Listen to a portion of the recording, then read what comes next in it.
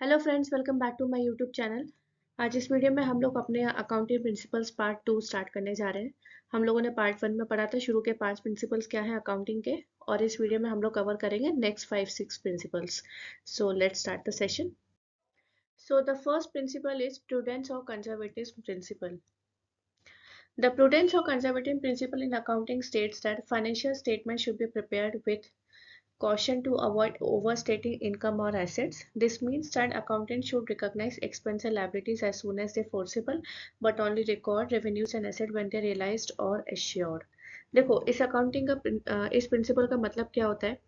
ये एक important rule है जो कहता है कि फाइनेंशियल स्टेटमेंट संभाल कर और कंजर्वेटिव अप्रोच के साथ बनानी चाहिए, जिससे इनकम या एसेट्स को बढ़ा चढ़ाकर ना दिखाया जाए। ठीक है, मीन्स फाइनेंशियल स्टेटमेंट जितनी हो सके उतनी रियलिस्टिक हो और सेफ होनी चाहिए। इस प्रिंसिपल के अकॉर्डिंग अकाउंटेंट्स हमेशा वर्स्ट केस सिनेरियो को ध्यान में रखकर अकाउंट्स प्रिपेयर करते हैं, ताकि किसी भी तरह की गलत या मिसलीडिंग फाइनेंशियल इंफॉर्मेशन ना आए। तो प्रूडेंस का मतलब होता है विवेकशील। ठीक है, तो इस प्रिंसिपल का बेसिक जो फॉर्मूला होता है वो क्या होता है? Safety approach.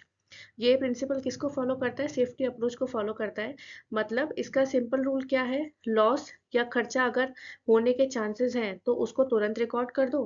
प्रॉफिट या इनकम होने के चांसेस हैं तो उसको जब तक रिकॉर्ड मत करो जब तक कि वो कंफर्म ना हो जाए। फॉर एग्जाम्पल, मान लीजिए कंपनी के अगेंस्ट कोर्ट केस चल रहा है। ठीक है, कोर्ट में उस कंपनी के खिलाफ केस चल रहा है और चांसेस हैं कि कंपनी केस हार सकती है, तो उस केस का पॉसिबल लॉस अभी से एक्सपेंस और लायबिलिटी में दिखाया जाएगा।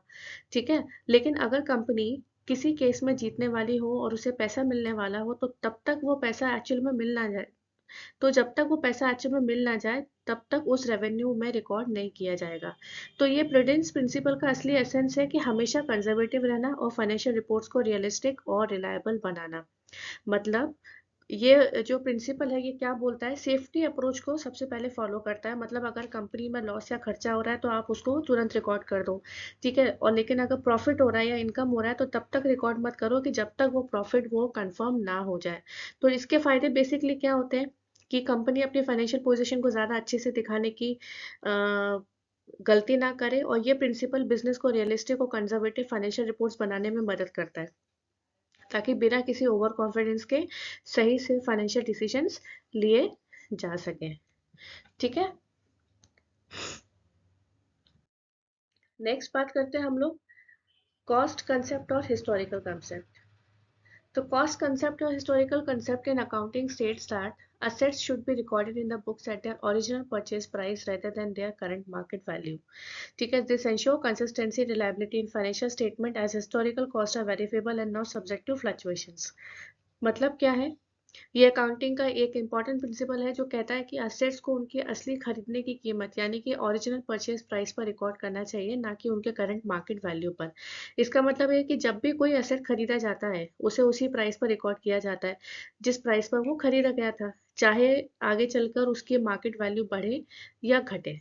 ठीक है, मान लीजिए कंपनी ने 2020 में एक बिल्डिंग 50 लाख में खरीदी थी, तब इसका मार्केट वैल्यू 50 लाख था, लेकिन 2025 तक इस बिल्डिंग का मार्केट वैल्यू 80 लाख हो गई। ठीक है, तो लेकिन अकाउंटिंग बुक्स में ये सब जो है अब भी 50 लाख पर ही रिकॉर्ड रहेगी, एक्सेप्ट डेप्रिसिएशन एडजस्टमेंट। ठीक है, तो ये ही कॉस्ट कंसेप्ट का असली मतलब होता है कि हमेशा एसेट्स उनकी ओरिजिनल कॉस्ट पर रिकॉर्ड किया जाए, ताकि फाइनेंशियल स्टेटमेंट में स्टेबिलिटी हो और कंसिस्टेंसी बनी रहे। नेक्स्ट है हमारा मैचिंग कॉन्सेप्ट और मैचिंग प्रिंसिपल। तो मैचिंग कॉन्सेप्ट क्या बोलता है? In accounting states revenues and related expenses should be recorded in the same accounting period in which they are incurred, ensuring accurate financial reporting. ठीक है, तो इस अकाउंटिंग का मतलब है कि रेवेन्यू और उनसे रिलेटेड एक्सपेंसेस को सेम अकाउंटिंग पीरियड में रिकॉर्ड किया जाना चाहिए जिसमें वो एक्सपेंसेस एक्चुअली इंकर्ड होते हैं। इससे फाइनेंशियल रिपोर्टिंग एक्यूरेट और सही होती है। इसका मतलब ये है कि एक्सपेंसेस को तब रिकॉग्नाइज करना चाहिए जब वो रेवेन्यू कमाने में कंट्रीब्यूट करते हैं, ना कि वो पे किया जाए। ठीक है, एग्जाम्पल के लिए, अगर एक कंपनी दिसंबर में गुड्स बेचती है लेकिन उससे रिलेटेड एक्सपेंसेस जनवरी में पे करती है, तो उन एक्सपेंसेस को दिसंबर के फाइनेंशियल स्टेटमेंट में रिकॉर्ड किया जाना चाहिए। ठीक है, ये प्रिंसिपल ये इंश्योर करता है कि इनकम और कॉस्ट को प्रॉपर्ली अलाइन किया जाए ताकि एक ट्रू फाइनेंशियल पिक्चर दिखाई दे। मतलब जो पैसा आप कमा रहे हो और जो खर्चा हो रहा है, उन दोनों को एक ही पीरियड में शो करके कंपनी के फाइनेंशियल सिचुएशन को एक्यूरेटली दिखाया जाता है। नेक्स्ट है ड्वेल एक्सपेक्ट और ड्वेलिटी प्रिंसिपल.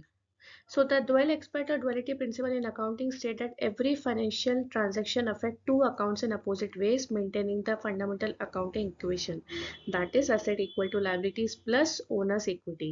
Means हर फाइनेंशियल ट्रांजेक्शन दो अकाउंट्स को अफेक्ट करता है, लेकिन अपोजिट तरीके से। तो ये प्रिंसिपल अकाउंटिंग का बेसिक इक्वेशन मेंटेन करता है, that is asset equal to liabilities plus owner's equity.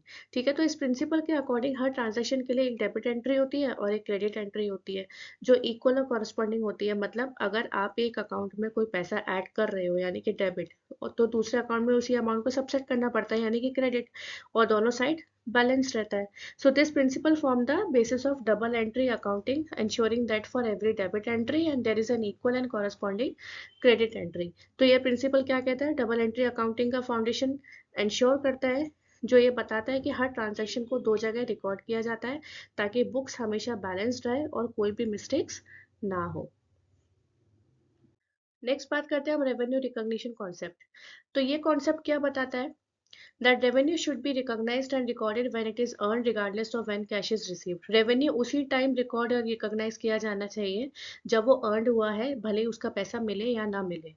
ठीक है, मतलब अगर कंपनी ने गुड्स डिलीवर कर दिए हैं या सर्विस प्रोवाइड कर दी है, तो उसका रेवेन्यू तुरंत रिकॉर्ड किया जाएगा, भले ही पैसा उसका बाद में मिलता रहे. फॉर एग्जाम्पल, मान लो एक कंपनी दिसंबर 2023 में एक सर्विस प्रोवाइड करती है, लेकिन पेमेंट जनवरी 2024 में मिलता है, तो अकॉर्डिंग टू अकाउंटिंग रूल्स, तो जो रिकॉर्ड्स में रेवेन्यू दिसंबर 2023 में ही रिकॉर्ड हुआ क्योंकि सर्विस उसी टाइम दी गई थी.